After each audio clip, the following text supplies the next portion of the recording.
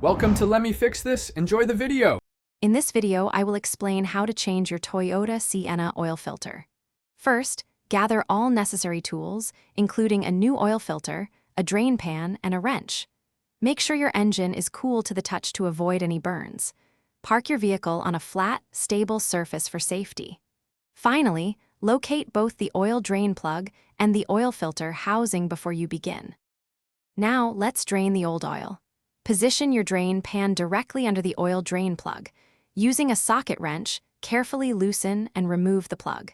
Be prepared for the oil to flow out quickly. Allow several minutes for all the old engine oil to completely drain into the pan. Once it stops dripping, reinstall the drain plug and tighten it securely. With the old oil drained, it's time for the filter. Move your drain pan under the oil filter housing. Use an oil filter wrench to carefully loosen and remove the old filter. Expect a small amount of oil to spill. Before installing the new filter, apply a thin layer of fresh engine oil to its rubber gasket. Then, hand tighten the new filter until it feels snug. Finally, let's add the new oil. Locate the oil fill cap on your engine and remove it.